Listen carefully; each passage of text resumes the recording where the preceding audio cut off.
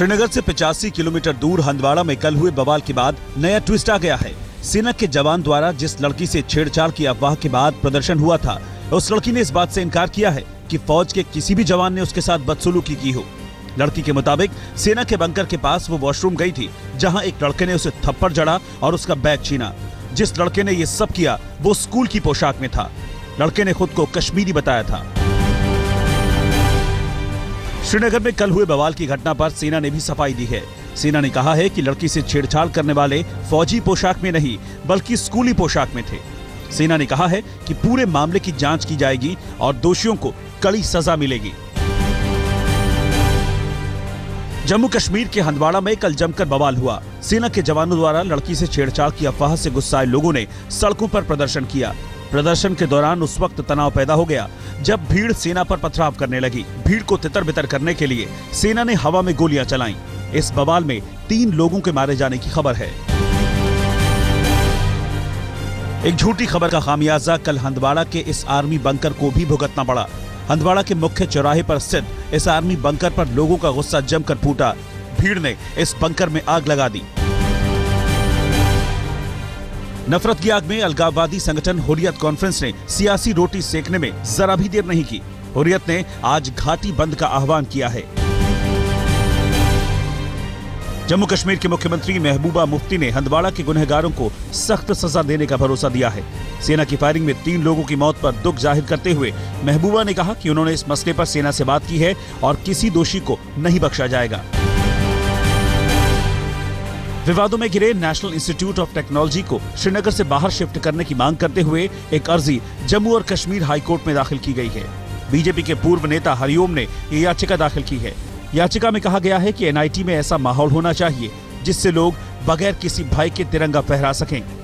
अर्जी की सुनवाई करने के बाद कोर्ट ने अपना फैसला सुरक्षित रख लिया है।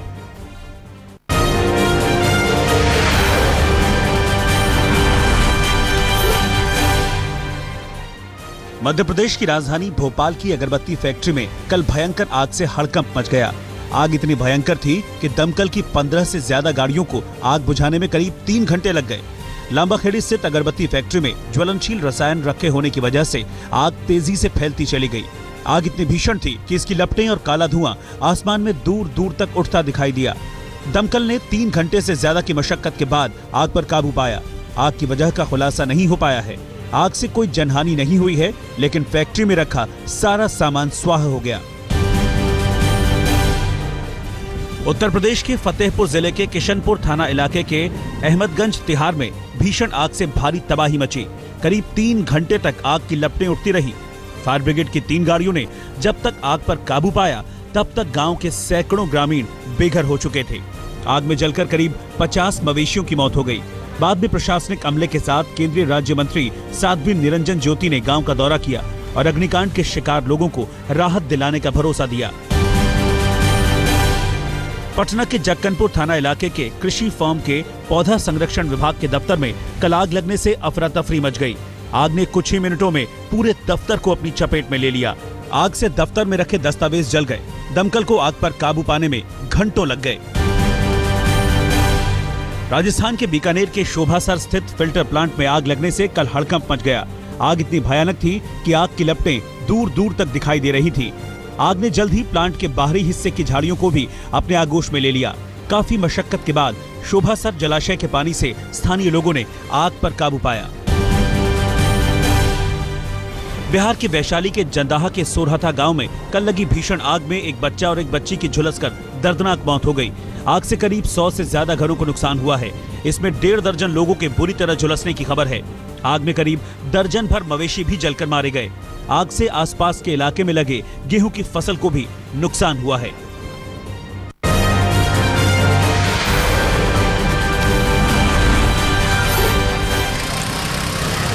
मुजफ्फरनगर में भारतीय जनता पार्टी के वरिष्ठ नेता अशोक टांक के परिवार के 5 सदस्यों की कल सड़क हादसे में मौत हो गई।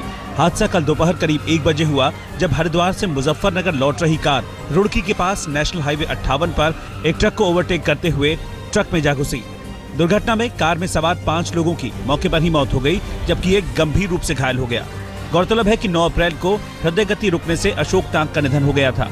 कार से परिवार के 7 लोग हरिद्वार के हर की पैड़ी पर अस्थियां विसर्जित करने गए थे। राजस्थान के अलवर जिले में पिछले 15 दिन से महिलाओं द्वारा चलाया जा रहा शराबबंदी आंदोलन हिंसक रूप लेता जा रहा है। कल अलवर शहर के दिवाकरी में महिलाओं ने 3 शराब की दुकानों में आग लगा दी और जमकर तोड़फोड़ की।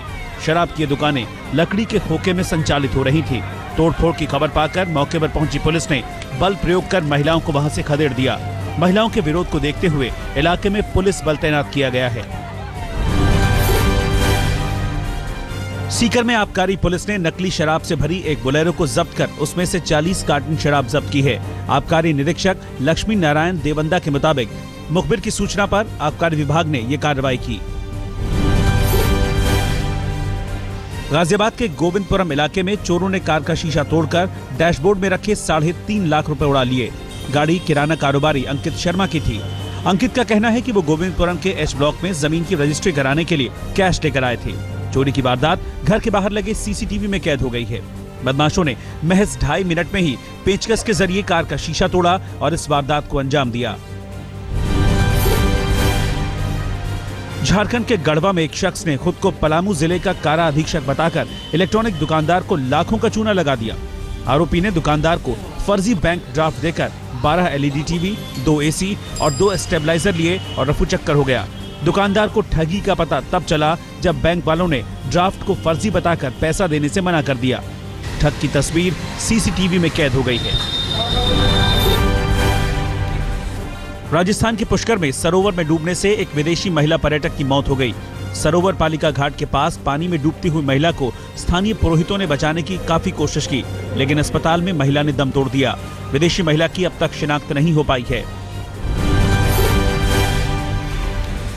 मध्य प्रदेश के धार जिले के ग्राम गुलवा में लहसुन चोरी के आरोप में संजय नाम के एक युवक को 6 लोगों ने इतना पीटा कि अस्पताल में उसकी मौत हो गई। संजय के कत्ल के आरोप में पुलिस ने एक आरोपी को हिरासत में ले लिया है, जबकि बाकी आरोपियों की तलाश की जा रही है।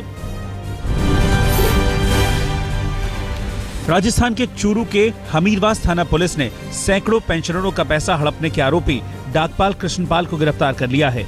आरोपी पिछले साल से ही फरार था। कोर्ट से 5 दिन की रिमांड लेकर पुलिस अब उससे पूछताछ कर रही है।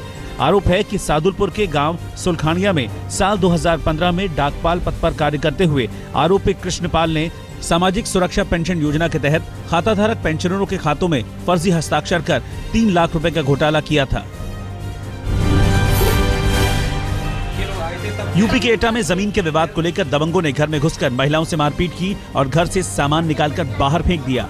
जब स्थानीय लोगों ने इसका विरोध किया तो दबंग लोगों से ही भिड़ गए। इसके बाद स्थानीय लोगों और दबंगों के बीच जमकर मारपीट हुई।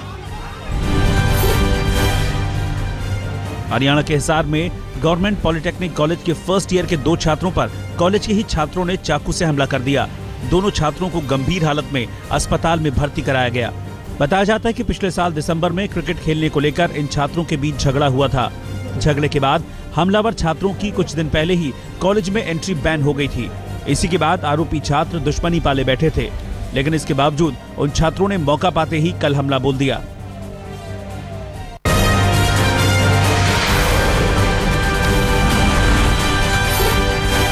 दिल्ली में 15 अप्रैल से शुरू होने वाले ऑड इवन के लिए आज सीएम अरविंद केजरीवाल जागरूकता अभियान का आगाज करेंगे। कार्यक्रम इंडिया गेट से शुरू होगा। स्कूली बच्चों के साथ दिल्ली के परिवहन मंत्री गोपाल राय मौजूद रहेंगे। इस मौके पर ऑड इवन थीम पर आसमान में गुब्बारे उड़ाए जाएंगे। एक अन्य कार्यक्रम में दिल्ली के सीएम और डिप्टी सीएम स्कूली बच्चों को प्रदूषण के खिलाफ जंग की शपथ दिलाएंगे। दिल्ली के मुख्यमंत्री अरविंद केजरीवाल के प्रधान सचिव राजेंद्र कुमार ने सीबीआई से अपना लैपटॉप, आईपैड और कैश दिलाने के लिए सीबीआई की स्पेशल कोर्ट से गुहार लगाई है। पिछले साल 15 दिसंबर को करप्शन के कथित मामले में सीबीआई ने राजेंद्र कुमार के दफ्तर पर छापा मारकर लैपटॉप, आईपैड और कुछ कैश बरामद किया था। दिल्ली के सीएम अरविंद केजरीवाल ने एक बार फिर पीएम नरेंद्र मोदी पर निशाना साधा है। पश्चिमी दिल्ली के निहाल विहार में एक कार्यक्रम में उन्होंने कहा कि पीएम मोदी 2022 तक काम पूरा करने का वादा करते हैं, लेकिन तब तक उनकी सरकार रहेगी या नहीं ये तय नहीं है। प्रधानमंत्री जी मन की बात करते हैं, उसमें कहते हैं हम फलानी चीज करेंगे। कब तक करेंगे? बोले 2022 तक करेंगे। 2023 उनको पता है तब तक रहना तो है नहीं। केंद्र और प्रदेश सरकार में सरकारी नौकरियों की वैकेंसी में हो रही लगातार कमी और भर्तियों में धांधली के खिलाफ कल हजारों छात्रों ने मेरी जॉब्स मेरा अधिकार के नारे के साथ दिल्ली के मुखर्जी नगर में प्रदर्शन किया। छात्रों का आरोप है कि मोटी फीस देकर सालों मेहनत करने के बावजूद नौकरियों में साल दर साल भारी कमी आ रही है। दिल्ली के कनॉट प्लेस में धोखाधड़ी के इल्जाम में एक अफ्रीकन मूल के निवासी को पकड़ा गया है। आरोप है कि अफ्रीकी मूल के 4 लोगों ने दुकान में करीब 2.25 लाख रुपए के 4 मोबाइल फोन खरीदे और कार्ड से भुगतान कर दिया, लेकिन कुछ देर बाद ही बैंक से फोन आया कि जिस कार्ड से भुगतान किया गया है वो ब्लॉक है। इतना सुनने के बाद दुकान के कैशियर ने पीछा कर एक आरोपी को तो पकड़ लिया, लेकिन उसके 3 साथी मोबाइल लेकर फरार हो गए। पकड़े गए शख्स के पास न कोई पहचान पत्र मिला है, न ही पासपोर्ट और न ही वीजा। राजधानी दिल्ली के शकरपुर इलाके में 2 महिलाओं ने एक शख्स पर रेप का इल्जाम लगाकर सनसनी फैला दी है। एक महिला ने 9 साल से शादी का झांसा देकर रेप का आरोप लगाया, तो दूसरी ने नौकरी के बहाने रेप का आरोप लगाया। पुलिस ने दोनों महिलाओं का मेडिकल चेकअप करा लिया है, जांच की जा रही है। आरोपी की तलाश जारी है। दिल्ली के इंदिरा गांधी एयरपोर्ट पर सौर ऊर्जा पैदा करने की क्षमता 5 मेगावाट तक बढ़ा दी गई है। इंदिरा गांधी एयरपोर्ट की देखरेख का काम करने वाली Delhi international airport private limited के मुताबिक पहले एयरपोर्ट पर सौर ऊर्जा उत्पादन की क्षमता 2.14 मेगावाट थी, अब बढ़कर 7.84 मेगावाट हो गई है। सौर ऊर्जा की क्षमता बढ़ाने से दिल्ली हवाई अड्डे की निर्भरता परंपरागत बिजली से घट जाएगी।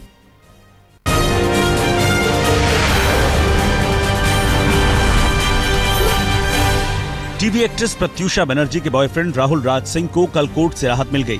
बॉम्बे हाई कोर्ट ने राहुल को 18 अप्रैल तक के लिए अंतरिम जमानत दे दी है। हालांकि उसे रोजाना सुबह 11 बजे से दोपहर 1 बजे तक बांगूर नगर थाने में हाजिरी लगानी होगी। कोर्ट के फैसले के बाद राहुल के पिता हर्षवर्धन सिंह ने कहा कि राहुल अब ठीक है और उन्हें कानून पर पूरा भरोसा है। राहुल पर प्रत्यूषा को खुदकुशी के लिए उकसाने का आरोप है।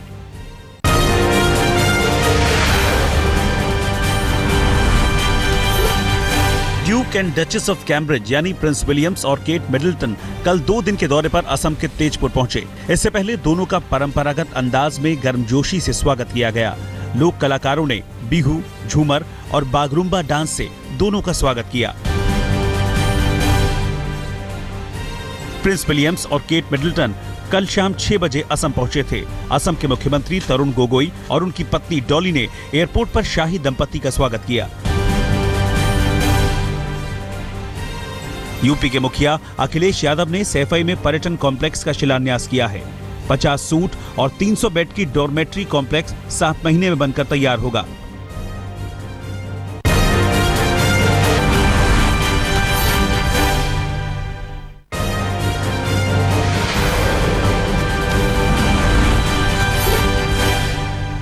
महाराष्ट्र में पानी के संकट को देखते हुए बॉम्बे हाई कोर्ट ने बीसीसीआई से पूछा है कि क्या वो आईपीएल के मैच पुणे से बाहर शिफ्ट कर सकती है।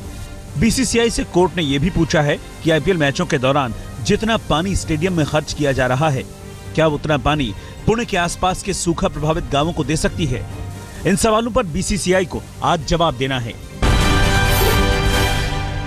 पानी की भारी किल्लत का सामना कर रहे महाराष्ट्र में आईपीएल मैच आयोजित करने को लेकर विवादों में घिरी बीसीसीआई ने कोर्ट से कहा है कि मैदान के रख रखाव के लिए सीवेज के ट्रीटेड पानी का इस्तेमाल हो रहा है। बोर्ड ने यह भी बताया है कि आईपीएल के दौरान हर रोज स्टेडियम में 40 लाख लीटर पानी खर्च होता है। आईपीएल के 9वें संस्करण में रॉयल चैलेंजर्स बेंगलोर ने अपने अभियान का जोरदार आगाज किया। आरसीबी ने बेंगलोर में खेले गए मुकाबले में सनराइजर्स हैदराबाद को 45 रनों से करारी मात दी। आरसीबी ने पहले खेलते हुए 4 विकेट पर 227 रन बनाए। जवाब में सनराइजर्स हैदराबाद की टीम 6 विकेट पर 182 रन ही बना सकी। मैच में दोनों टीमों की तरफ से कुल 23 छक्के लगे। आरसीबी की जीत में कप्तान विराट कोहली का बल्ला जमकर बोला। कोहली ने 51 गेंदों पर 3 छक्के और 7 चौकों की मदद से 75 रन बनाए। आरसीबी की तरफ से एबी डिविलियर्स ने भी 82 रनों की आतिशी पारी खेली। डिविलियर्स ने 6 छक्के और 7 चौकों की मदद से 42 गेंदों पर 82 रन बनाए। सनराइजर्स की तरफ से कप्तान डेविड वार्नर की धुआंधार अर्धशतकीय पारी नाकाम साबित हुई। वार्नर ने 25 गेंदों पर 5 छक्के और 4 चौकों की मदद से 58 रन बनाए। आरसीबी के हाथों हार के बाद सनराइजर्स हैदराबाद को एक और झटका लगा है। कप्तान डेविड वार्नर के मुताबिक अगले कुछ मैचों में चोट की वजह से तेज गेंदबाज आशीष नेहरा नहीं खेल पाएंगे।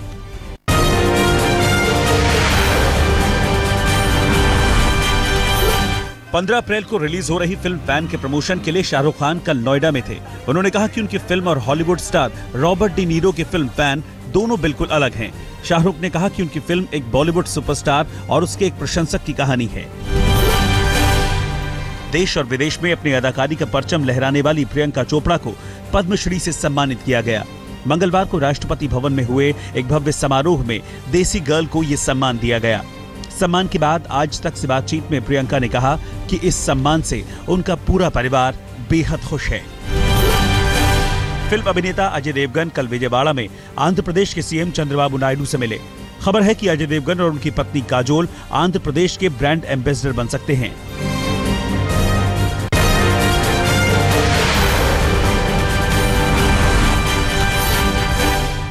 सरबजीत की तरह ही पाकिस्तान की कोट लखपत जेल में जासूसी के आरोप में बंद एक और भारतीय कैदी की संदिग्ध हालात में मौत हो गई। किरपाल सिंह पिछले 24 साल से पाकिस्तान की जेल में बंद थे और उन पर जासूसी का